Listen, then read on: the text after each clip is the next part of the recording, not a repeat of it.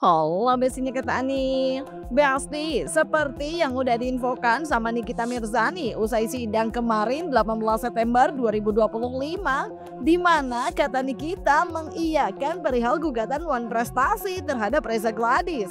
Meski tak banyak memberi keterangan terkait tersebut, lantaran ia menyerahkan kepada lawyernya, perihal gugatan tersebut ternyata telah ditanggapi oleh kubu Reza Gladys melalui wawancara Zoom-nya dengan awak media beberapa waktu lalu, di mana Julianus selaku kuasa hukum Reza Gladys mengaku siap menghadapi gugatan Wan Prestasi Nikita yang ia sebut sebelumnya seperti komedi. Duh, gimana maksud? Meskipun ia pun jadi mempertanyakan apakah ada ilmu baru, cenah. Kalau soal dalam gugatan Wan Prestasi itu kan soal bagaimana kita membuktikan formil dan substansilnya, bukan materialnya gitu. Nah, kalau kemudian penggugat ini merasa yakin dan percaya bahwa formil itu telah dipenuhi, ya silahkan saja. Seperti itu. Ya, jadi begini, dari awal kan kami sudah sampaikan bahwa sebelumnya ini gugatan Wan Prestasi yang diajukan menurut kami kan satu gugatan yang komedi. Kenapa? Karena kalau gugatan Wan Prestasi itu harus ada dasar hukum yang dipenuhi, ya.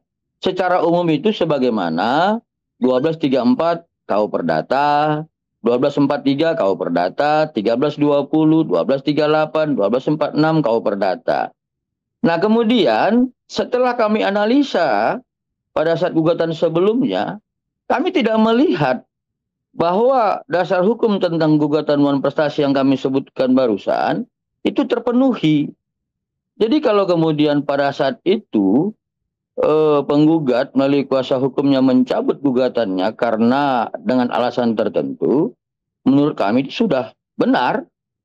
Tapi kalau kemudian ini diajukan kembali, gugatan yang baru, ya kami juga akan berpikir, ini apakah ada ilmu baru atau strategi baru yang selama ini belum kami pahami di negara kita.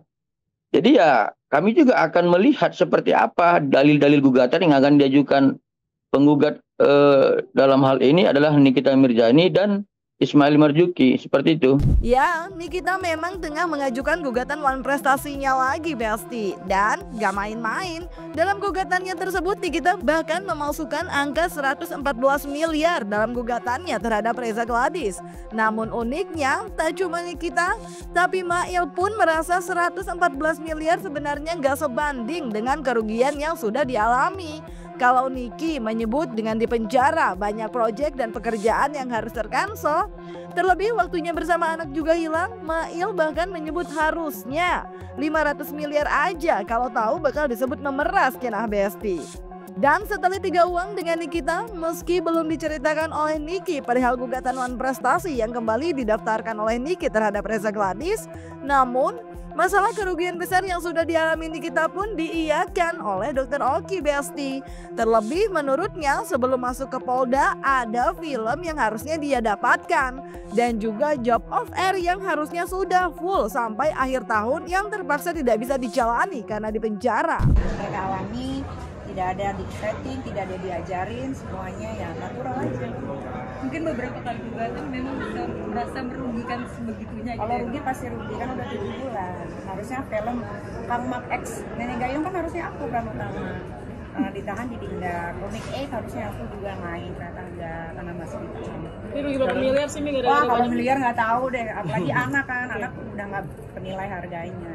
Itu cara ambil balas dendam, Mi? Hah? Balas dendam ya? Balas dendam apa? Nggak ada balas dendam dong.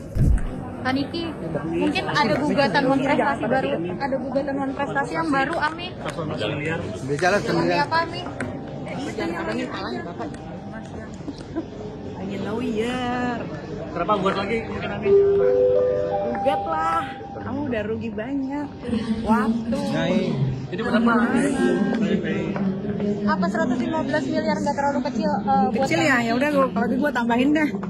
100 M ya harusnya. Ya nanti ya. Ya masih dulu. Masuk dulu ya, Mbak. Ya, udah ya. Nanti ya. Oke ya, udah ya. Kondisi kesehatan gimana yuk? Kesehatan sekarang alhamdulillah. Terima kasih. Kamayel gugatan Wan Prestasi gimana? Aku nggak tahu, aku jujur nggak ngerti masalah gugatan itu demi Tuhan. Tapi ikut aja berarti langkahnya Kaniki. Tapi kan Kak, ini kan cuma 114 miliar ya. Untuk Kaniki kan ini udah lama ya, udah 7 bulan. Sedangkan endorse tadi ini kan sehari bisa lebih dari 1 miliar ya. Sesuai nggak sih Kak mungkin dengan kerugian yang ada? Nggak sesuai.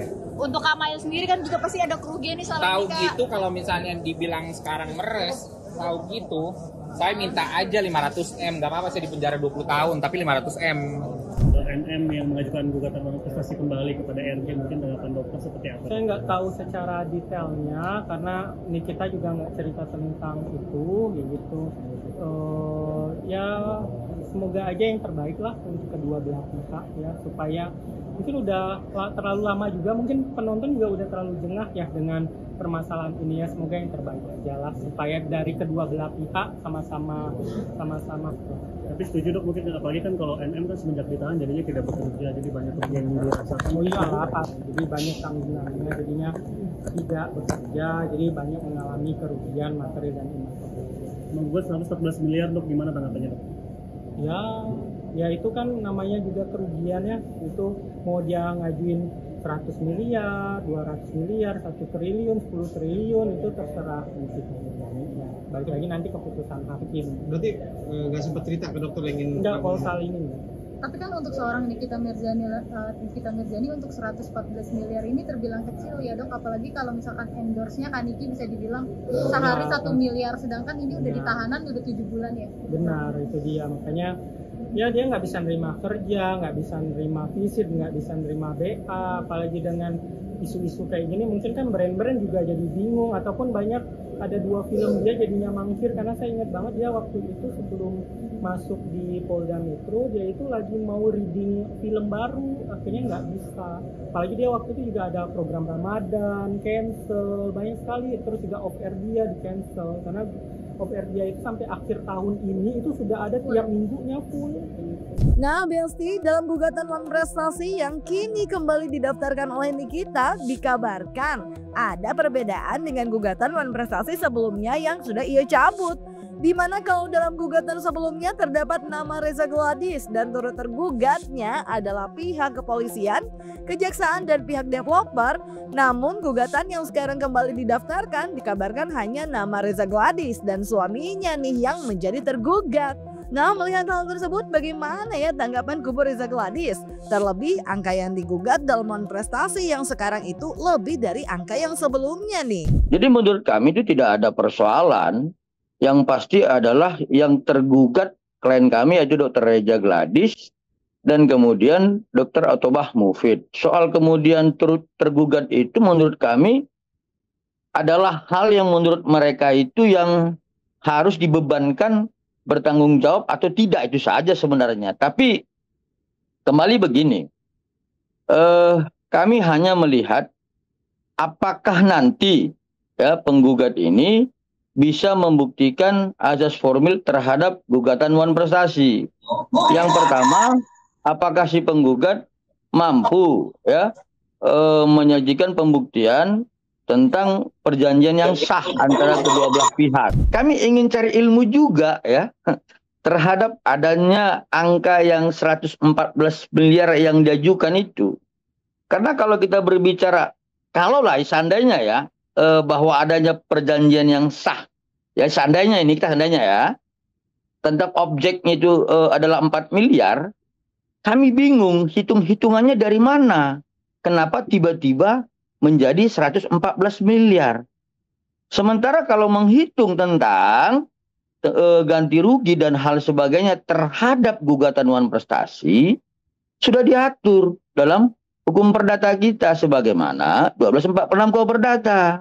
Ya, jadi contoh adanya kelalaian ya, utang atau kewajiban yang tidak dibayarkan, kemudian adanya bunga terhadap utang yang sudah tidak dibayarkan tadi, lalu kerugian terhadap hal-hal tadi yang kami sebutkan.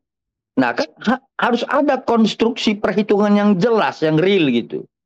Ya, jadi kalau ke pengalaman kami harus berorientasi terhadap satu objek yang real gitu. Contoh ada 4 miliar.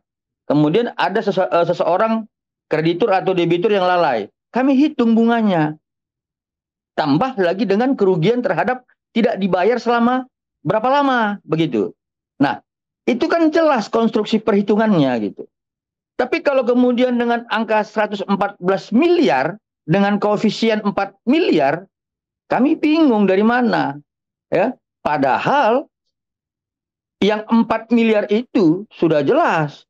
Ya, dalam proses persidangan di pidana sekarang itu yang dilaporkan klien kami adalah terkait dugaan tindak pidana pemerasan. Artinya itu kan haknya dari klien kami, ya, duit klien kami. Kemudian si penggugat dalam hal ini terdakwa Siddiq Mirjani sebenarnya belum melakukan kewajibannya. Ya kami juga bingung secara posita kedudukan hukumnya di mana dia akan meletakkan dia sebagai penggugat. Makanya ya seperti kami sampaikan tadi, kalaupun nanti ini sudah berjalan setelah proses mediasi selesai, kami akan pelajari.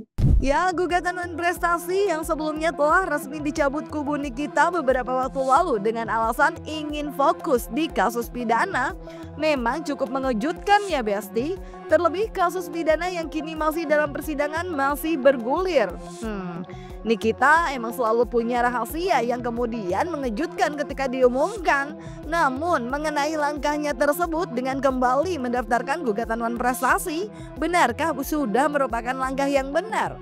Ricky Sitohang dalam wawancaranya bersama awak media menyebut untuk perihal pelaporan merupakan hak bagi setiap warga negara.